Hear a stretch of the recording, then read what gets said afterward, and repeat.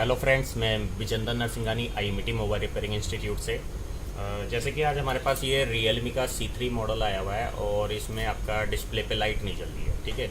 और इसमें आपका BPH लाइन में जो आपका कॉइल लगी हुई है, जैसे हम उसे बदलते हैं वो शॉर्ट हो जाती है, जल जाती है। तो कैसे हम इसे रिपेयर करेंगे, आज हम आपको इसके बारे में बता रहे हैं।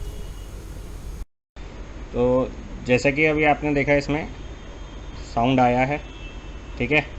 और अगर आप इसे गौर से देखोगे तो यहाँ पे देखो डिस्प्ले भी आ रही है, देखो साउंड भी आ रहा है। और यहाँ हम देखेंगे तो आपका दिखा देता हूँ मैं आपको।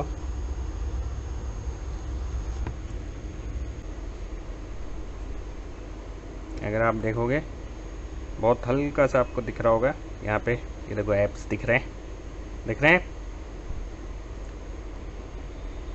ये देखो ये आपको दिख रहे होंगे ऐप्स, ठीक है। मतलब डिस्प्ले तो आ रही है लेकिन डिस्प्ले पे लाइट नहीं आ रही। हमें इस प्रॉब्लम को सॉल्व करना है अभी। तो जैसे कि आपने देख लिया कि इसमें आपका डिस्प्ले आ रही थी, ठीक है, लेकिन लाइट नहीं आ रही। अब हम इसमें प्रॉब्लम देखेंगे, प्रॉब्लम कहाँ पे है। तो हमें सबसे पहले आपका डिस्प्ले के जो कनेक्शन है वो चेक करने पड़ेंगे, डिस्प्ले लाइट के। रियलमी का 3 मॉडल है ये, रियलमी 3, और इसमें आपका डिस्प्ले पे लाइट नहीं आ रही है। तो हमें आपका इसका डिस्प्ले की लाइट के कनेक्शन चेक करने हैं। तो सबसे पहले हम इसमें जो है IMT की वेबसाइट पे, हमारे इंस्टीट्यूट की वेबसाइट है, उस पर जाके इसका जंपर देखेंगे।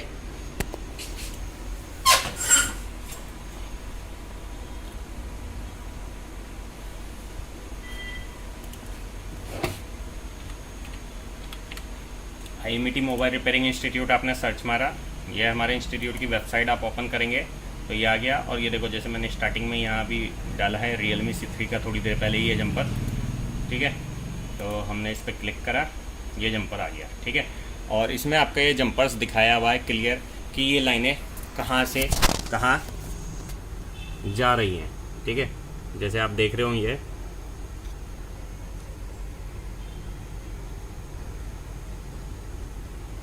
इसमें दिखा दिया है कि कौन कौन सी लाइन कहाँ कहाँ जा रही है, ठीक है। तो इस जंपर के हिसाब से हमें चेकिंग करनी है।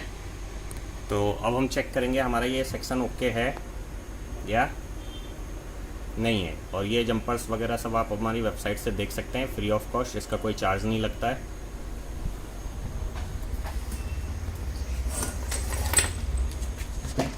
तो जैसा कि हमने इसमें देखा था, ये देखो ये हमारा देखा हमने, ये ऑरेंज वाली लाइन जो है सेकंड नंबर की पिन जो है, ये आपका इधर लाइट सेक्शन में इस कैपेसिटर पे, फिर इधर कॉइल से होके, फिर कैपेसिटर से होके, डायोड से होके, इधर से आपका IC के अंदर चलेगी। तो हम चेक करेंगे ये हमारा सेक्शन वर्क कर रहा है या नहीं कर रहा है सेकंड पिन का, ठीक है। तो जैसे मैं दिखा रहा हूँ आपको कि भाई आपका ये सेकंड पिन है, फर्स्ट सेकंड, ठीक है। ये हमने सेकंड पिन पे रखा, और सेकंड पिन पे रखने के बाद मैं इसे चेक कर रहा हूँ। तो ये देखो ये हमारा इस कैपेसिटर पे बीप करना चाहिए, ठीक है। जो हम अभी चेक करेंगे कि बीप कर रहा है नहीं कर रहा है।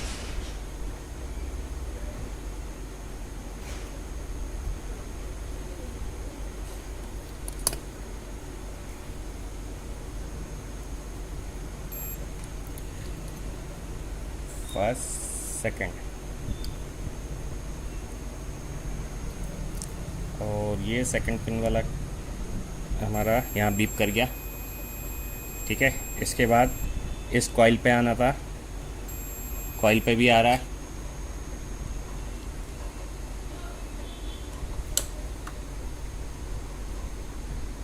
ठीक।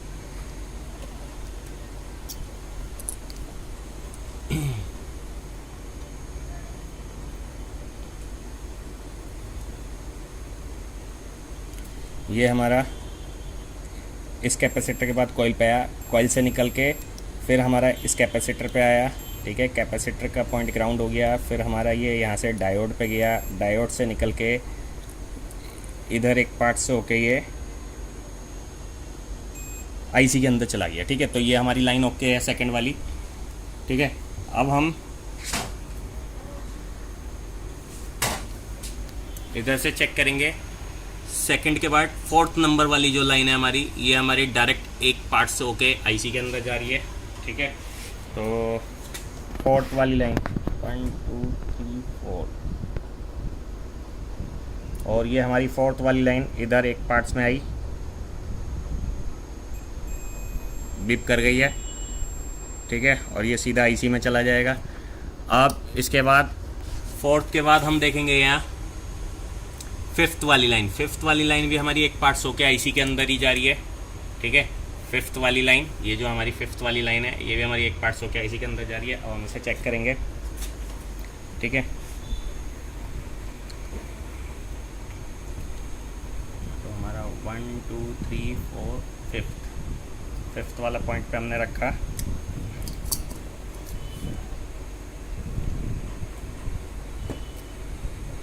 तो ये काफ़ी बारीक है, इसे रखने में दिक्कत आती है। माइक्रोस्कोप से चेक करेंगे रख के तो आराम से चेक होगा, माइक्रोस्कोप पर रख के चेक करेंगे तो। और ये देखो, ये हमारा कर गया अभी, फिर इसके बाद आईसी में चला जाएगा, ठीक है। ये भी हमारा ओके है। और इसके बाद ये हमारा यहाँ से 1 2 3 4 5 6 7 8 9 10 11 12 13 13 नंबर का इधर एक रजिस्टेंस होके आईसी के अंदर जा रहा है। तो अब हम देखेंगे ये हमारा 13 नंबर वाला, ठीक है। 1 2 3 4 5 6 7 8 9 10 11 12 13 नंबर वाला एक रजिस्टेंस से होके आपका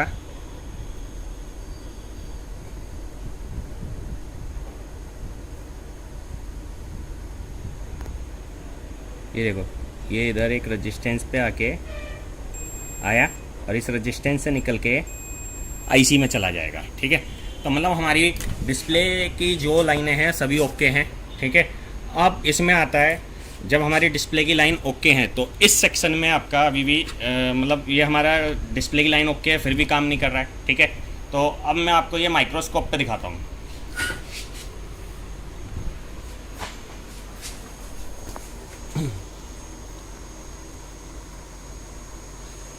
ठीक है। जैसे कि आपने देखा था कि हमारा जो पिन नंबर 2 3 और आपका 4 नंबर 5 नंबर और आपका 13 नंबर, ये हमारी सारी पिनें ओके हैं, सारी लाइनें ओके हैं, ठीक है। अब अगर आप देखोगे इधर कंप्यूटर पे, हमारी ये ऑरेंज वाली लाइन, ठीक है, ये ब्लू लाइन, ये पर्पल लाइन, ये हमारी सब ओके हैं, और ये आपका ग्रीन लाइन सब ओके है, ठीक है। ये मतलब हमारा सारा सेक्शन ओके था।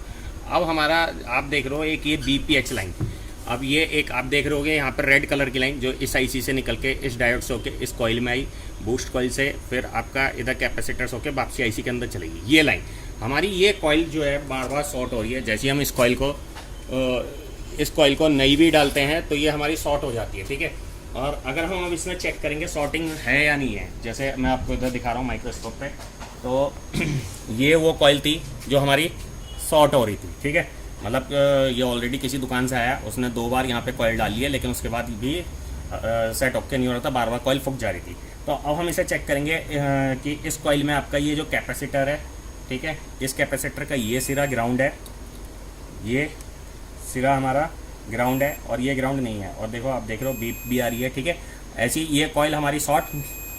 अब हम देखेंगे, ये देखो यहाँ पे हमारी ये कॉइल शॉर्ट आ रही है, जबकि ये कॉइल शॉर्ट नहीं आनी थी, ये कॉइल शॉर्ट नहीं आनी थी भाई, आपने ये कॉइल शॉर्ट नहीं आनी थी, इसके दोनों पॉइंटों पे शॉर्टिंग नहीं आनी थी। अब ये निकली हुई है, अब हम कॉइल लगा देंगे तो यहाँ भी शॉर्टिंग आ जाएगी। तो क्या हो रहा है कि ये सेक्शन में हमारे शॉर्टिंग है, BPH लाइन है ये, जो कि मैं आपको दिखा दे, जो कि इसमें जो है आपका इस आईसी से यहाँ से करंट निकल के इस डायोड पे आया, फिर उसके बाद इस कॉइल से करंट यहाँ इन हुआ, यहाँ आउट के कैपेसिटर में, कैपेसिटर का ये सिरा ग्राउंड है, और उसके बाद यहाँ से निकल के ये हमारा इस आईसी के अंदर आ गया, ठीक है। तो हमारा ये कॉइल के इस पॉइंट पे ग्राउंड मिल रहा है और ये ग्राउंड नहीं है, तो मतलब हमारे इस आईसी में शॉर्टिंग, मतलब ये कॉइल शॉर्ट आ रही है और ये कॉइल को करंट आ रहा है आपका यहाँ से, ये BPH पावर है। अब BPH पावर क्या होता है, BPH पावर के बारे में मैं आपको पहले बता दे रहा हूँ। BPH पावर होता क्या है, ठीक है। BPH पावर क्या होता है कि आपका बैटरी से जो लाइन है, जैसे मैं आपको बता दे रहा हूँ, जो बैटरी कनेक्टर से एक लाइन जाती है जिसे बी बैट बोलते हैं, इसे हम प्राइमरी लाइन भी बोलते हैं, और इसमें आपका 3.7 वोल्ट से लेकर 4.2 वोल्ट तक होते हैं। और ये जो हमारी DC टू DC IC में किसी सेट में चार्जिंग IC होती है, किसी में PMI IC होती है, तो उसके अंदर जाती है, किसी में DC टू DC IC में जाती है, किसी में चार्जिंग IC में जाती है, किसी में PMI IC में जाती है। तो हर सेट के हिसाब से अलग अलग ICs लगी होती हैं। इस IC में करंट इन होने के बाद इस IC से करंट आउट होता है, और सेम वोल्टेज जो आपका यहाँ 3.7 वोल्ट था, ये 4 से लेके 4.2 वोल्ट था, आउट में भी हमें उतना ही 3.7 वोल्ट टू 4.2 वोल्ट मिलेगा। और ये BPH पावर, वोल्टेज पावर होता है, ये फ़ोन का पावर होता है, ठीक है, सेकेंडरी लाइन होती है। और ये जो BPH पावर होती है, ये लाइट सेक्शन को, नेटवर्क सेक्शन को, और आपका ऑडियो सेक्शन को, और आपका बहुत जगह करंट जाता है। तो हमारी इस सेक्शन में जो एक कॉइल लगी हुई थी, वो कॉइल हमारी शॉर्ट आ रही है, वो हमारी कॉइल शॉर्ट आ रही है। तो हमारा इसमें ये जो कॉइल थी ये शॉर्ट आ रही है, मतलब ये IC में जो हमारे इसमें IC लगी हुई है, MTK 6371 IC लगी हुई है, MTK 6371 P IC लगी हुई है। और इससे जो BPH वाली पावर है जो आउट हो रही है, वो हमारी शॉर्ट आ रही है। BPH वाली MTK 6371 IC लगी हुई है, और BPH वाली जो लाइन है ये हमारी शॉर्ट आ रही है। इसमें जो कॉइल है वो शॉर्ट आ रही है, और हम कॉइल को रिप्लेस कर रहे हैं तो ये बार बार जल जा रही है, फूक जा रही है। तो हम ये प्रॉब्लम हमें सॉल्व करने के लिए अब क्या करना पड़ेगा, हमें ये जो MTK 6371 IC है इसे हमें चेंज करना पड़ेगा, ठीक है। तो हम अब इस IC को चेंज करेंगे, मतलब आपका अगर आप देखोगे तो मैंने इसमें बताया था आपका कि ये सेक्शन में यहाँ शॉर्टिंग आ रही है, और IC से करंट निकल के, IC के इस पॉइंट से करंट निकल के इधर आया, फिर आपका इस डायोड पे आया, डायोड से निकल के यहाँ आया, और ये हमारा ये पोर्शन और ये पोर्शन शॉर्ट आ रहा है। जैसे मैं आपको चेक करके दिखा रहा हूँ, ठीक है। तो ये देखो भाई, ये मैंने यहाँ ग्राउंड पे रखा, ठीक है, और हमारा यहाँ शॉर्टिंग है, यहाँ शॉर्टिंग है, और यहाँ शॉर्टिंग है। ये बीप कर रहा है, क्लियर बीप कर रहा है। तो अब हम क्या करेंगे, ये जो MT 6371 IC है, जो आपका B बैट से इसके अंदर पावर आई है, और इससे जो करंट निकला जिसे हम BPH पावर बोलते हैं, उसमें शॉर्टिंग आ रही है। तो हम इस IC को चेंज करेंगे ताकि हमारी वो BPH वाली लाइन ओके हो, और आपका लाइट सेक्शन वर्क करना स्टार्ट कर दे, ठीक है। तो जैसे मैं अभी IC को चेंज करूँगा, सब अब मैं आपको IC को चेंज करके दिखा रहा हूँ, और ये प्रॉब्लम देखते हैं सॉल्व होती है या नहीं होती है। जैसे कि हमने देखा था कि हमारा यहाँ पे ग्राउंड आ रहा था, यहाँ ग्राउंड आ रहा था, यहाँ ग्राउंड है, जबकि ये ग्राउंड नहीं आना चाहिए था। ये ग्राउंड हमारा आ रहा है, और यहाँ पे हमारा कोई भी ऐसी चीज़ नहीं है जो शॉर्ट है। तो हम IC को निकाल के चेक करेंगे यहाँ पे शॉर्टिंग ख़त्म हुई या नहीं हुई, ठीक है। तो मैं इस IC को निकाल रहा हूँ अब, ठीक।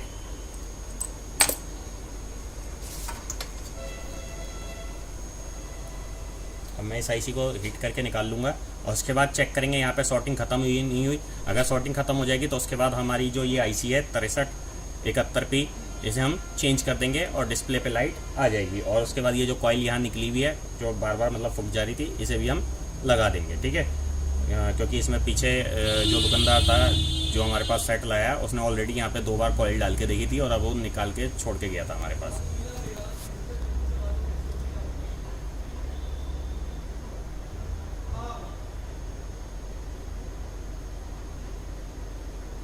और कोई जल्दबाजी नहीं है, IC को खींचना वेचना नहीं है।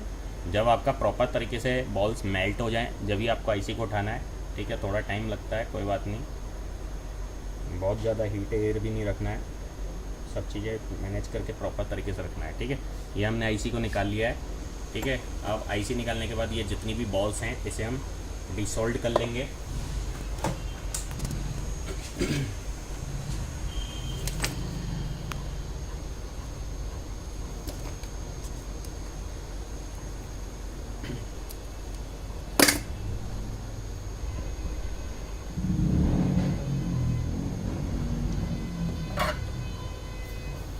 ठीक है, अब हम मैं इसे डिसोल्ड कर रहा हूँ।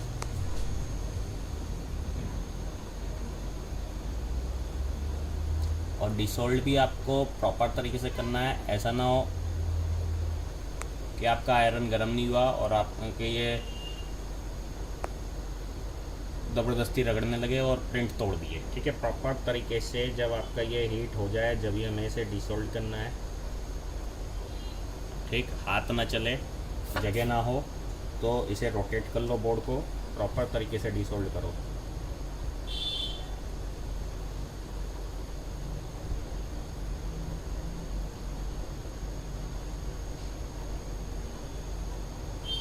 ठीक है, यहाँ पे बहुत कम स्पेस है, तो बहुत सावधानी से डिसोल्ड करना है हमें इसे।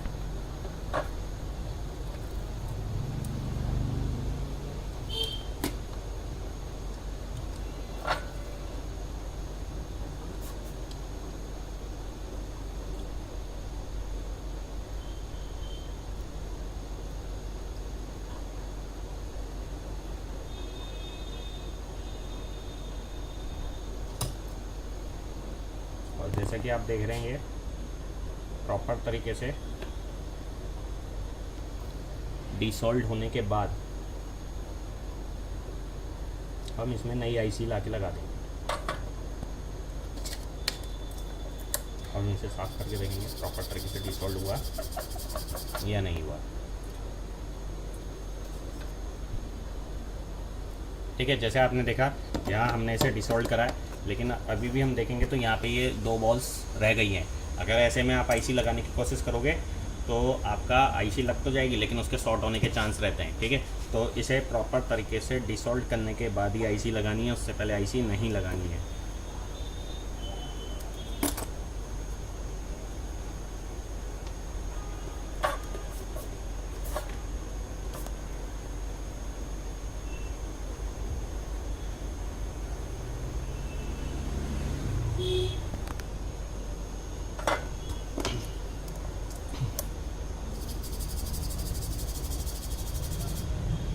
ये हमारा प्रॉपर तरीके से डिसॉल्व हो गया है। ठीक है, अब हम चेक करेंगे जो सॉर्टिंग थी वो हमारी ख़त्म हुई या नहीं हुई। जैसे कि मैं अभी आपको चेक करके दिखा रहा हूँ फिर से। और ये देखो, ये मैंने ग्राउंड पे रखा और इस पॉइंट पे हमें सॉर्टिंग मिल रही थी। ठीक है, जो कि सॉर्टिंग हमारी ख़त्म हो गई। अब हमारा मीटर बीप नहीं कर रहा। ये देखो, ये तीनों पॉइंटों पे हमें सॉर्टिंग मिल रही थी, यहाँ पे सॉर्टिंग मिल रही थी, यहाँ पे सॉर्टिंग मिल रही थी और यहाँ पे सॉर्टिंग मिल रही थी। ये हमारी सॉर्टिंग खत्म होगी। जैसे ही हमने इस आईसी को निकाला, सॉर्टिंग खत्म होगी। अब जैसे ही हम इस आईसी को डालेंगे तो हमारा बीपीएच लाइन ओके हो जाएगी, और बीपीएच लाइन ओके होते ही सेट हमारा ओके हो जाएगा। ठीक है, तो जैसे कि हमने देखा था, ये जो आईसी थी ये हमारी मैं आपको आईसी दिखा दे रहा हूँ। आईसी का नंबर आपको क्लियर देख लेना है। ठीक है,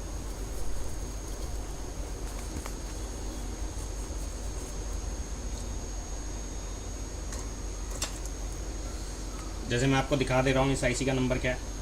ये आईसी का नंबर है 6371 MT 6371P। ठीक है, मीडियाटेक की 6371P आईसी है ये। ठीक है, और अब हमें सेम एक ऐसी आईसी चाहिए होगी। ठीक है, ठीक, अब मेरे पास एक आईसी है, चेक करते हैं ये आईसी वर्क करेगी या नहीं करेगी। ठीक है, जैसे कि ये मेरे पास आईसी है, दूसरी आईसी। ठीक है, और मैं इसमें दिखाता हूँ फ़र्क क्या है दोनों आईसीयों में।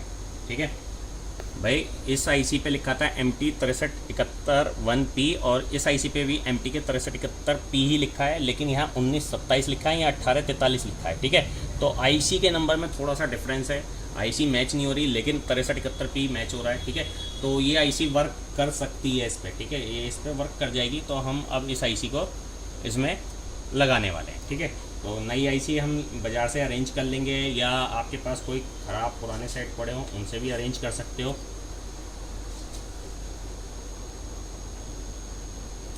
ठीक, तो मैं आईसी लगा रहा हूँ। आईसी को लगाने के लिए क्या करते हैं, सबसे पहले हमने यहाँ पे हल्का सा पेस्ट लगा लिया इन पॉइंटों पे। ठीक, उसके बाद जो आप नई आईसी लेंगे, जो आप नई आईसी ले रहे हैं, उस पर भी आपको पेस्ट लगा के एक बार हल्का सा हीट कर लेना है। जैसे कि मैं आपको दिखा दे रहा हूँ, ये आईसी है। ठीक है,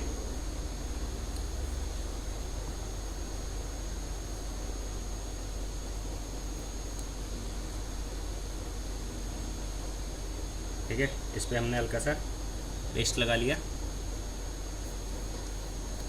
और इसे हीट कर लो।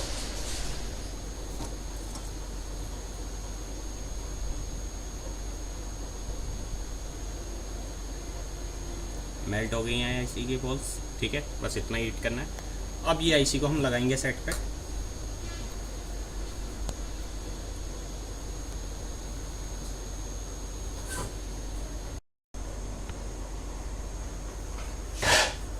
ठीक है, तो अब हम इस आईसी को लगाएंगे सेट में और चेक करेंगे। उसके बाद वापसी भी जो कॉइल की उस पर शॉर्टिंग आई है या क्या हुआ है।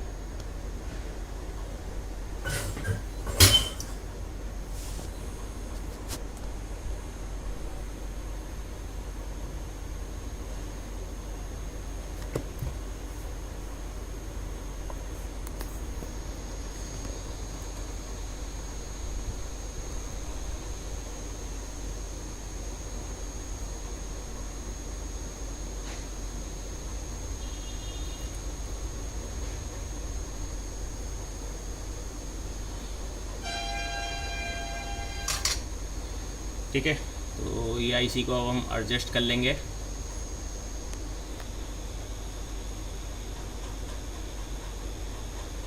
प्रॉपर तरीके से एडजस्ट करने के बाद ही हीट करना है, कोई जल्दबाजी नहीं है। ऐसा ना हो कि आप जल्दबाजी में हीट कर दो, गलत आईसी लग जाए, शॉर्ट हो जाए और सेट बंद हो जाए। ठीक है, प्रॉपर तरीके से रखने के बाद आईसी को ही हीट करना है, उससे पहले हीट नहीं करना है। ठीक है, अब मैं इस आईसी को रखने के बाद इसे लगा रहा हूँ। ठीक है, तो आप देखना, जैसे आप देखोगे कि आईसी हल्की सी सेक होएगी, मतलब अपनी जगह लेगी, फिर हम आईसी को हल्का सा सेक कर देंगे ताकि प्रॉपर तरीके से सभी बोलें इसमें लग जाए।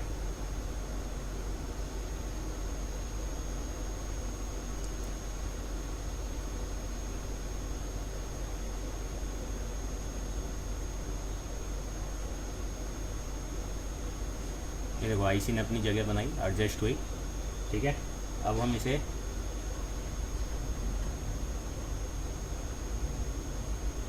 आईसी को हल्का सा सेक करेंगे। ऐसे हल्का सा सेक कर, बहुत मामूली सा करना है, बहुत ज़्यादा नहीं करना। ये आईसी हमारी लग गई। साथ के साथ ही मैं एक इसमें जो साइड में कॉइल निकली हुई है, इस कॉइल को भी डाल देता हूँ।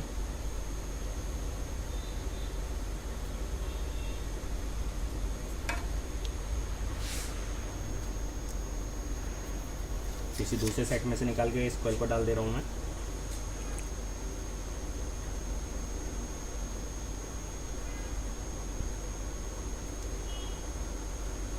यहाँ पे जो कॉइल निकली हुई थी ये भी डाल देता हूँ मैं। और कॉइल डालने से पहले मैं चेक ही कर लेता हूँ कि हमारी शॉर्टिंग ख़त्म हुई, जो ख़त्म हुई थी। ये आईसी लगाने के बाद शॉर्टिंग वापसी तो नहीं आई, हम पहले ये चेक कर लेते हैं। ठीक है, तो सबसे पहले मैं चेक कर रहा हूँ कि शॉर्टिंग ख़त्म हुई या नहीं हुई। ठीक है, तो ये देखो, ये मैंने ग्राउंड पर रखा। ठीक है, और मैंने यहाँ चेक करा, देखो शॉर्टिंग नहीं आ रही, बीप नहीं कर रहा है हमारा मीटर। ठीक है, मीटर की तरफ दिखाओ, ये देखो पहले यहाँ पे शॉर्टिंग आ रही थी, बीप कर रहा था, लेकिन अब बीप नहीं कर रहा है। ठीक है, तो ये हमारे तीनों पॉइंट शॉर्ट आ रहे थे, ये तीनों पॉइंटों पे शॉर्टिंग आनी बंद हो गई। ठीक है, आईसी लग गई है। अब मैं ये जो यहाँ पे एक कॉइल थी जो बार बार हमारी जल जा रही थी, जो मुझे दुकानदार ने बताया था, तो मैं इस कॉइल को रख दे रहा हूँ और इसे लगा दे रहा हूँ। ठीक है, और उसके बाद हम सेट को ऑन करके देखेंगे कि इस पर डिस्प्ले पे लाइट आई या नहीं आई।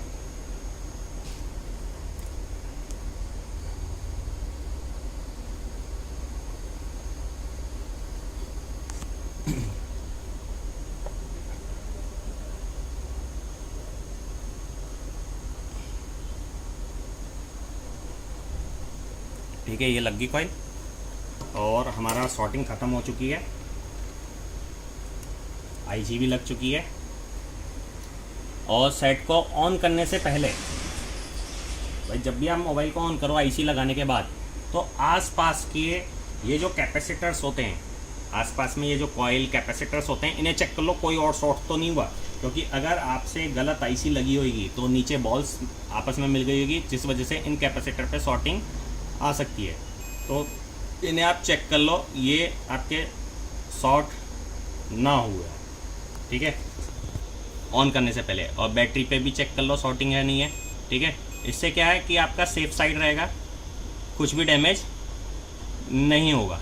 ठीक है, तो ये सब चीज़ें पहले चेक कर लेनी है आपको, जिससे कि आगे कोई नई प्रॉब्लम खड़ी ना हो इसमें। ठीक है, कोई नई प्रॉब्लम ना आ जाए। तो ये हमारी आईसी लग गई है प्रॉपर तरीके से। तो अब हम इसे वॉश कर लेंगे, थोड़ी देर ठंडा होने देंगे बोर्ड को, क्योंकि जब तक प्रॉपर ठंडा ना हो इसे पावर नहीं देनी चाहिए।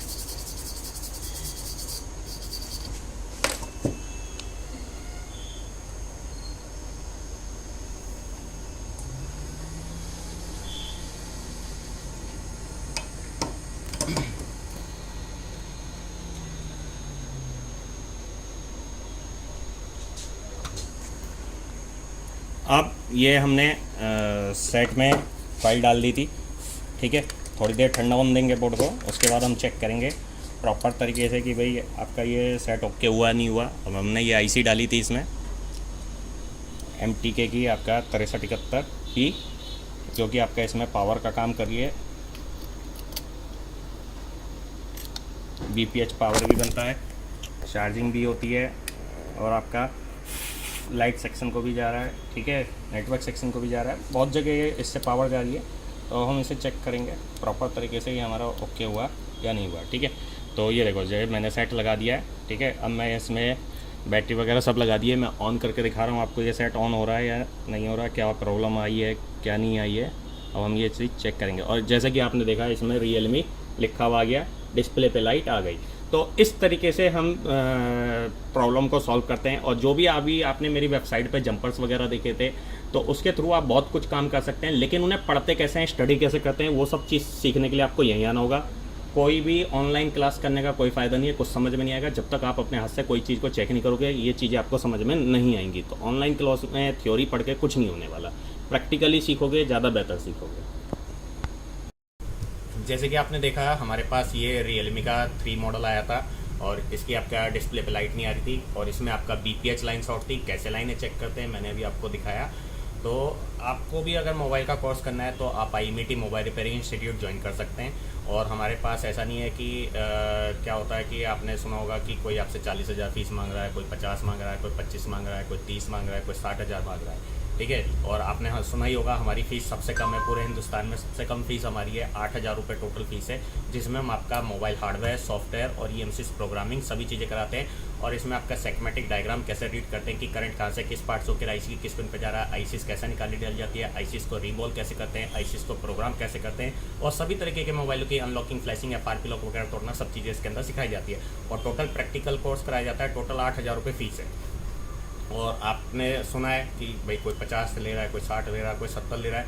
तो अब आपके मन में डाउट आता है कि भाई इतनी कम फीस क्यों है, क्या हमें कुछ कम सिखाया जाएगा या हमें सही से नहीं सिखाया जाएगा। ऐसा कुछ नहीं है, आपको सारी सुविधाएं यहाँ मिलेगी।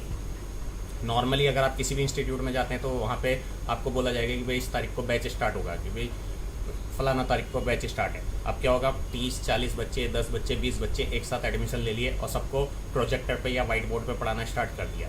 बल्कि आपको वहाँ समझ में नहीं आएगा क्योंकि आप वाइट बोर्ड पे और प्रोजेक्टर पे समझ रहे हैं, ठीक है, क्योंकि आपने अपने हाथ से तो चेक करा ही नहीं, तो आपको क्या समझ में आएगा। जब तक आप 100, 150, 200 कनेक्शन अपने हाथ से चेक नहीं करेंगे, जब तक आपको चेकिंग समझ में नहीं आने वाली। या बहुत सारे इंस्टीट्यूट आपको ऑफर देंगे कि आप ऑनलाइन कर लो, यहाँ आने की जरूरत ही नहीं है, तो आप अपना पैसा खराब कर रहे हैं ऑनलाइन करके, कुछ नहीं होने वाला। जब तक आप अपने हाथ से प्रैक्टिकली काम नहीं सीखेंगे, जब तक आपको काम समझ में नहीं आएगा। मैं ये नहीं कहता कि आप मेरे पास हो, कहीं भी जाओ प्रैक्टिकली सीखो, वहाँ जाके ज़्यादा बेहतर सीखोगे। क्योंकि जब तक आप अपने हाथ से करोगे नहीं, गलती नहीं करोगे, जब तक गलती नहीं करोगे, जब तक आपको पता नहीं लगेगा क्या प्रॉब्लम हुई है। गलती करके ही इंसान सीखता है। तो आपको प्रैक्टिकली काम सीखना है, यहीं आके सीखना होगा। ऑनलाइन ये कोर्स नहीं हो सकता। मेरे पास बहुत सारे फ़ोन आते हैं, सर आप हमें ऑनलाइन पढ़ दो। ऑनलाइन में आपको मैं क्लियर कह रहा हूँ, नहीं समझ में आएगा, चाहे कहीं से भी कर लो। मैं तो खैर पढ़ाता ही नहीं हूँ इसी वजह से, क्योंकि उसका रिजल्ट अच्छा नहीं है ऑनलाइन का। ऑफलाइन का रिजल्ट ज़्यादा अच्छा है क्योंकि आप अपने हाथ से करेंगे। और ऑफलाइन में भी क्या होता है कि आपका हम प्रोजेक्टर पे, वाइट बोर्ड पे नहीं पढ़ाते। 50 बच्चों को, 10 बच्चों को एक साथ नहीं पढ़ाते। अगर मेरे यहाँ 10 बच्चे एडमिशन लेके बैठे हैं तो 10 के 10 का कोर्स अलग चल होगा, कोई भी साथ नहीं है। और आप अपने हाथ से चेक करेंगे। जब तक आप अपने हाथ से कनेक्शन सही नहीं करेंगे, जब तक हम आपको नेक्स्ट टॉपिक नहीं देंगे। और लोग कहते हैं कि आप हमें सिलेबस दे दो। सिलेबस क्या होता है भाई, आपको हम हर सेक्शन को सिखा रहे हैं, डिस्प्ले का, लाइट का, माइक का, कैमरे का, चार्जिंग का, नेटवर्क का, हर सेक्शन हम आप अपने हाथ से चेक कर रहे हैं, ठीक है। उसी को 50 चीज़ को बड़ा चढ़ा के, लंबा चौड़ा सिलेबस बना के आपके सामने दिखा देते हैं कि भाई हम आपको ये सिखाएंगे। अगर आपने चेकिंग सीख ली तो सब चीज़ आ गई, उसमें हर चीज़ होती है। अगर आपने चेकिंग ही नहीं सीखी है तो कुछ नहीं आया। खाली कागज़ पे लंबा सा सिलेबस लिख के देने से कुछ नहीं होता। आपको वो चीज़ें अपने हाथ से चेक करनी है और आपको सेगमेटिक रीड करना सीखना है। सेगमेटिक रीड करना सीख लिया तो सब कुछ आपको आ जाएगा। तो स्पेशली कागज़ों पे सिलेबस नहीं लगते, क्योंकि हम कागज़ पे या प्रोजेक्टर पे या वाइट बोर्ड पे नहीं पढ़ा रहे हैं, हम आपको लाइव प्रैक्टिकली सिखा रहे हैं, जिससे कि आपको सब चीज़ें समझ में आए। और क्या होता है, आप किसी भी इंस्टीट्यूट में जाएंगे तो आपने वहाँ देख लिया भाई 30, 40, 50 माइक्रोस्कोप तो लगे हुए हैं, चलो, लेकिन जब चेकिंग की बारी आई तो आपने प्रोजेक्टर पे, वाइट बोर्ड पे सीखी, आपने अपने हाथ से नहीं करी। और जब तक 100, 200, 150 कनेक्शन आप अपने हाथ से चेक नहीं करेंगे, जब तक आपको समझ में नहीं आएगा।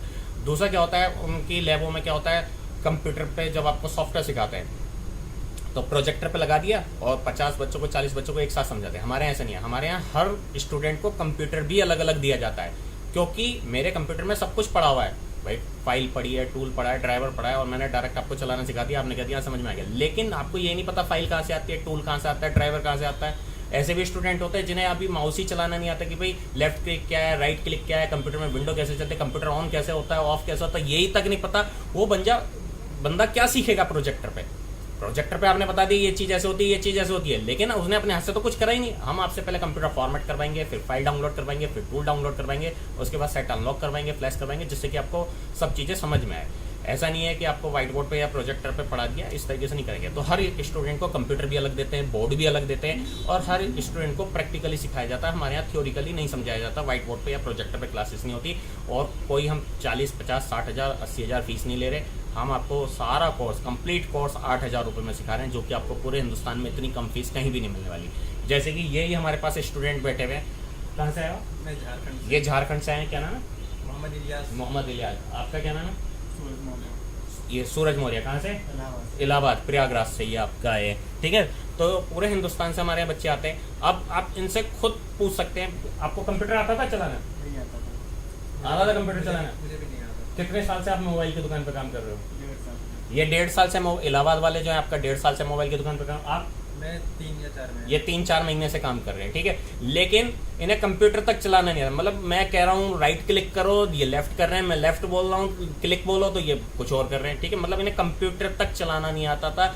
और अब आप खुद ही सोच सकते हो, जिसे बंदे को कंप्यूटर चलाना ना आता हो और मैं उसे प्रोजेक्टर पे पढ़ाने लग जाऊँ कि भाई ऐसे सेट फ्लैश होता है, ऐसे अनलॉक होता है, क्या समझ में आएगा? कुछ समझ में नहीं आने वाला। तो जब तक आप अपने हाथ से फाइल डाउनलोड नहीं करेंगे, टूल डाउनलोड नहीं करेंगे, ड्राइवर डाउनलोड नहीं, अनलॉक फ्लैश अपने हाथ से नहीं करेंगे, जब तक कुछ समझ में। तो ये सब चीज़ें आपने कैसे प्रोजेक्टर पे पढ़े थे, व्हाइट बोर्ड पे पढ़े थे, या आपने प्रैक्टिकली अपने हाथ से करा था? जोर से बोलो, आवाज आए। प्रैक्टिकली किया है, ठीक है। मतलब ऐसा तो नहीं व्हाइट बोर्ड पे या प्रोजेक्टर पे हमने आपको पढ़ा दिया। तो हमने कोई मतलब ऐसा नहीं कि व्हाइट बोर्ड पे या प्रोजेक्टर पे पढ़ा दिया, सब इन्होंने अपने हाथ से प्रैक्टिकली करा। और चेकिंग कैसे करी? चेकिंग भी प्रैक्टिकल। ऐसा तो नहीं हुआ कि भाई सारे के सारे कनेक्शन मैंने व्हाइट बोर्ड पे बना दिए, सारे के सारे मैंने प्रोजेक्टर पे समझा दिया और आपने उसे नकल उतार ली?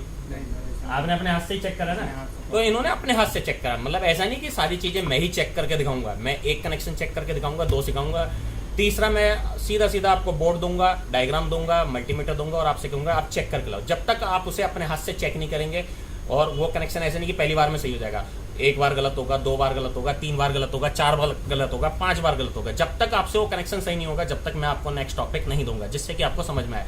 कोई प्रैक्टिकली ऐसा नहीं कि मतलब हमारे यहाँ आपको प्रैक्टिकल नहीं मिलेगा, टोटल प्रैक्टिकल मिलेगा, थ्योरिकल नहीं है। प्रोजेक्टर पे, व्हाइट बोर्ड पे हम नहीं पढ़ाते, हर बंदे को अलग अलग पढ़ाते हैं, ठीक है। ये आपको सबसे खास फैसिलिटी आपको हमारे इंस्टीट्यूट में मिलने वाली है, जो कि आपको कहीं भी किसी मतलब 50,000, 40,000, 60,000 देने के बाद भी आपको ये फैसिलिटी नहीं मिलने वाली। हर बंदे को अलग अलग नहीं पढ़ाया जाएगा और सबको एक साथ पढ़ाया जाएगा, प्रोजेक्टर पे, व्हाइट बोर्ड पे पढ़ाया जाएगा। यहाँ वो चीज़ें नहीं होने वाली है। तो आपको यहाँ प्रैक्टिकली सीखने को मिलेगा, और सभी चीज़ आपका UFI, EGJ टेक और आपका माइक्रोस्कोप, ठीक है, टूल्स, स्टेंसिल्स, सभी चीज़ें हमारे पास हैं। मतलब ऐसा नहीं कि हम थ्योरिकली पढ़ा रहे हैं, सभी चीज़ें हमारे पास है और टोटल प्रैक्टिकल कराया जाता है। और थ्योरी नाम की कोई चीज़ हमारे यहाँ है ही नहीं। बस आपका 1 डे की थ्योरी है, वो भी आपको थोड़ा सा इसलिए लिखना होता है कि आपको बेस क्लियर हो जाए। उसके बाद हर चीज़ हमारे यहाँ प्रैक्टिकल है, कोई थ्योरिकल ही नहीं है। और हर स्टूडेंट को अलग अलग पढ़ाते हैं, ऐसा नहीं कि सबको एक साथ पढ़ा दिया। भाई किसी की समझने की क्षमता अच्छी है तो वो जल्दी आगे बढ़ेगा, जिसकी स्लो है वो धीरे धीरे बढ़ेगा। जिसे कंप्यूटर का लेफ्ट क्लिक, राइट क्लिक या कंप्यूटर ऑन ऑफ करना ही नहीं आता, वो कैसे 6 दिन में या 5 दिन में सॉफ्टवेयर कर लेगा? तो हम उसको स्टूडेंट के हिसाब से पढ़ाते हैं, जिसका जितना टैलेंट है, दिमाग है, हमें उसे उसी हिसाब से लेके चलते हैं। जो स्लो चलता है उसे स्लो लेके चलते हैं, जो फास्ट चलता है उसे फास्ट लेके चलते हैं।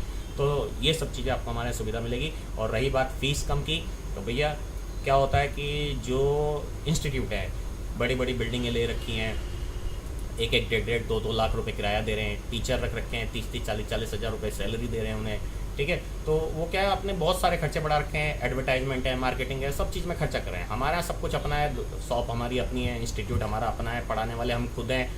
कोई हम इतनी बड़ी गूगल पे या फेसबुक पे या इधर उधर पेड मार्केटिंग नहीं करते हैं, जिससे कि हमारा ये सब चीज़ें औसत आ जाती है और हम इतनी कम फीस में आपको ये ऑफर दे पा रहे हैं। पूरे हिंदुस्तान में आप कहीं भी चेक कर लेना, 8,000 रुपये में कोई भी आपको कोर्स नहीं कराने वाला। और रही बात आप बाहर से आते हैं तो रहने और खाने की, रहने के लिए 2000 रुपये में रूम मिलता है, मतलब सिर्फ 2000 रुपये में आपको पूरे महीने के लिए रूम मिल जाएगा। और खाने के लिए टिफ़िन फैसिलिटी मार्केट में अवेलेबल है, 50-60 रुपये में एक टाइम का खाना मिलता है, उसके लिए आप अपना टिफ़िन बांध सकते हैं। तो आपका कुल मिला के 8000 फीस, 2000 रहने का, और जो भी आप अपना खाने पीने का खर्चा करोगे, मतलब 3, 3.5, 4,000 रुपये जो भी आप अपना खाना पीने का खर्चा करेंगे, वो मिला के टोटल 13-14 हज़ार रुपये में आपका सारा काम हो जाता है। रहना, खाना, कोर्स, सब चीज़ें हो जा रही है, जो कि आपको पूरे हिंदुस्तान में कहीं भी नहीं मिला। धन्यवाद।